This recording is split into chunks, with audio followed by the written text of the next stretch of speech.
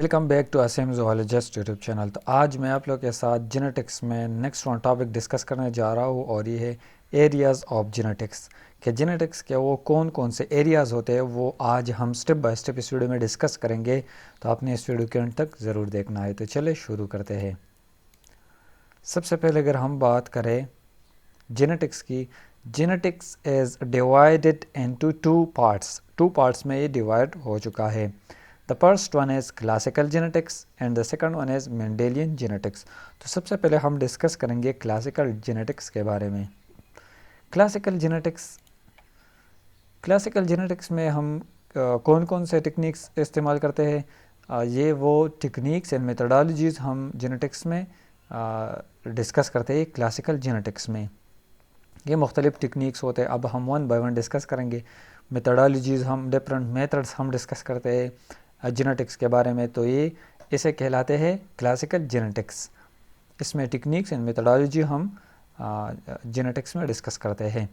This genetics gives rise to molecular biology. अब ये classical genetics develop हुआ into molecular biology. आज जिस तरह हम मॉलिक्यूलर बायोलॉजी डिस्कस करते हैं तो ये भी अराइज हुआ from classical genetics. Then genetic codes and tool of cloning like restriction enzyme were discovered। फिर इसके बाद क्या हुआ, जितने भी हमारे पास जेनेटिक कोड्स होते हैं जिसे हम कोडान कहते हैं और codes and tools of cloning like restriction enzyme, ये सब क्या हुआ आहिस्ता आहिस्ता ये सब डेवलप होना शुरू हो गए उस टाइम। सबसे पहले जेनेटिक डिस्कस, फिर इसके मुख्तलिफ जितने भी टूल्स है टेक्निक्स है ये आहिस्ता आहिस्ता ये डेवलप होना डिस्कवर होना शुरू हो गई। It has open many new areas of genetic. फिर इसके बाद और भी मुख्तलिफ एरियाज़ ऑफ जेनेटिक्स डिस्कवर हुए। इसके बाद classical genetics include following branches of genetics. अब क्लासिकल जेनेटिक्स में कुछ ब्रांचेस होते हैं, ये हम डिस्कस करते हैं क्लासिकल जेनेटिक्स में। वो कौन कौन से होते हैं अब हम वन बाय वन डिस्कस करेंगे। The first one is behavioural genetics. Behavioural genetics में हम क्या स्टडी करते हैं, ये ब्रांच ऑफ क्लासिकल जेनेटिक्स होता है।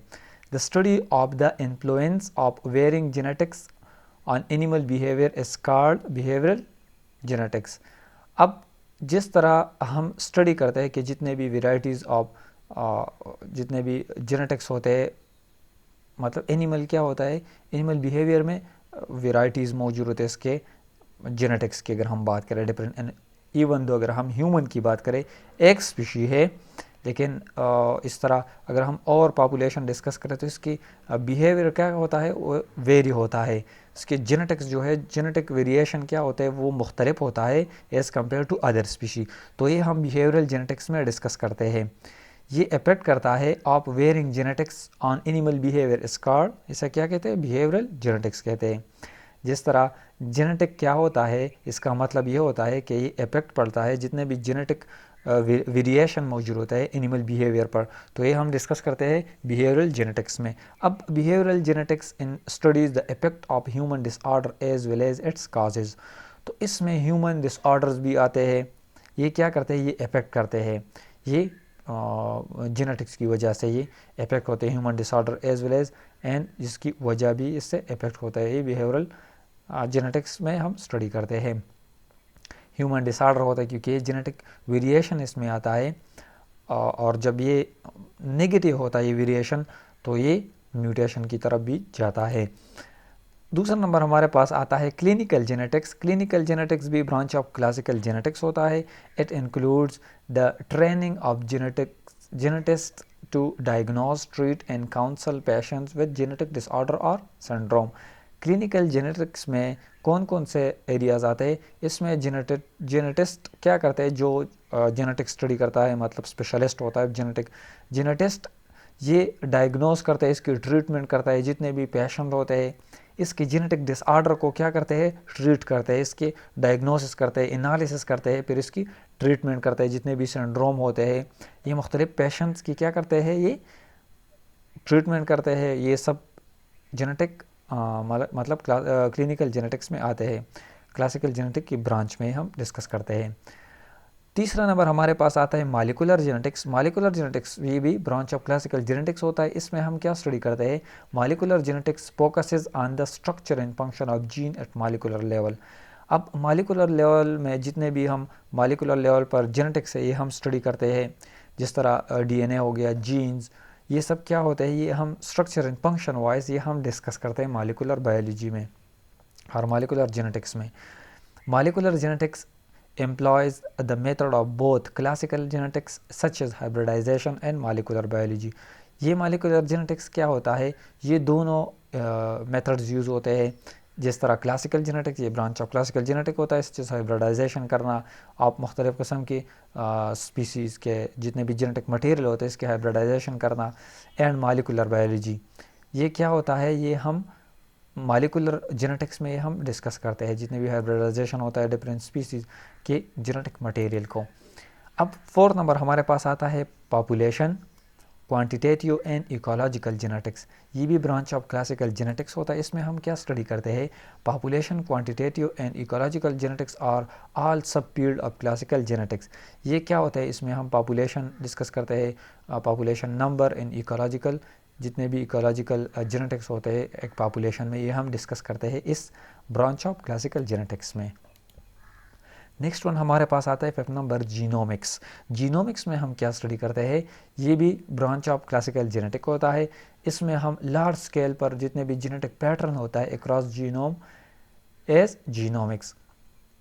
अब एक पॉपुलेशन में जितने भी जेनेटिक पैटर्न होते हैं ये हम क्या करते हैं, इसमें स्टडी करते हैं। जिस तरह ह्यूमन जीनोम जो प्रोजेक्ट होता है ये भी क्या होता है, ये भी इसमें हम डिस्कस करते हैं मुख्तलिफ पॉपुलेशन की मतलब जीनोम स्टडी करना। 6 नंबर हमारे पास आता है जेनेटिक इंजीनियरिंग। जेनेटिक इंजीनियरिंग में हम क्या स्टडी करते हैं, the manipulation of gene is called genetic engineering. अब जीन को क्या करते हैं, जितने भी हमारे पास मतलब हम जीन को क्या करते हैं, डिज़ायरेबल इसमें चेंजेस करते हैं, इसमें मतलब एडिटिंग करते हैं, ये सब क्या करते हैं हम जेनेटिक इंजीनियरिंग में ये डिस्कस करते हैं। जीन को स्टडी करते हैं स्ट्रक्चर एंड फंक्शन लेवल पर, फिर इसमें जितने भी डिज़ायरेबल ट्रेट्स होते हैं ये हम कंट्रोल कर सकते हैं with the help of genetic engineering. तो जीन्स के साथ हम क्या करते हैं, ये सब इसमें चेंजेस करते हैं इसके सीक्वेंसेस में, इसके स्ट्रक्चर में, जिसे जीन थेरापी और जीन एडिटिंग भी कहते हैं। इट इज़ आल्सो अ सब फील्ड ऑफ क्लासिकल जेनेटिक्स। ये क्या होता है, ये सब फील्ड ऑफ क्लासिकल जेनेटिक होता है जेनेटिक इंजीनियरिंग। अब दूसरा नंबर हमारे पास आता है, ये फर्स्ट वन के 6 ब्रांचेस होते हैं, ठीक है, वन बाय वन मैंने आप लोग के साथ डिस्कस। अब मेंडेलियन इनहेरिटेंस की अगर हम बात करें, मेंडेलियन जेनेटिक्स और Mendelism, the genetics which governs the transmission of heredity characters और characteristics from parent to their children और offspring is called Mendelian inheritance. Mendelian inheritance में ये बताता है कि जितने भी हमारे पास हेरिडिटी कैरेक्टर होते हैं एक ऑर्गेनिज्म में, ये पेरेंट से ऑफस्प्रिंग में ये ट्रांसफ़र होते हैं। ये हम मेंडेलियन करेक्टर्स में डिस्कस करते हैं, करेक्टरिस्टिक और मेंडेलियन जेनेटिक्स में। जिस तरह मेंडल ने पी प्लांट पर डिफरेंट एक्सपेरिमेंट किए तो इसकी बेस पर ये हम डिस्कस करते हैं। अब नेक्स्ट लेक्चर्स में हम डिस्कस करेंगे मेंडेलियन जितने भी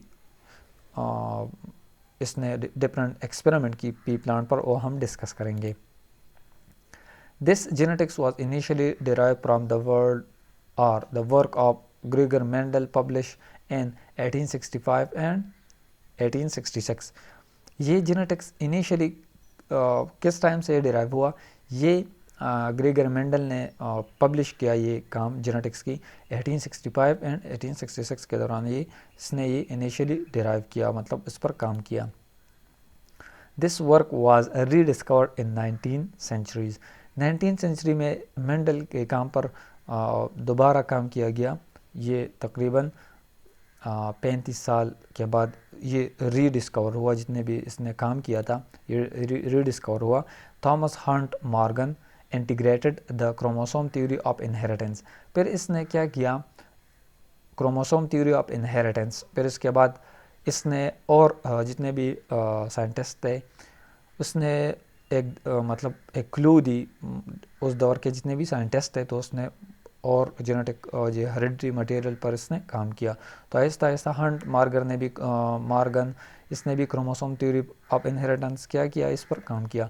this theory became the core of classical genetics. और आज भी हम ये थ्योरी डिस्कस करते हैं क्योंकि ये इम्पॉर्टेंट है। जितने भी साइंटिस्ट ने काम किया इस पर तो ये आहिस्ता आहिस्ता एक एक चीज़ ने उसने ऑब्ज़र्व की।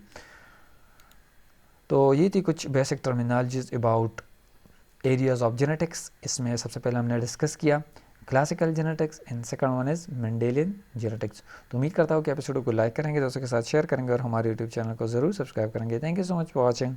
बाय।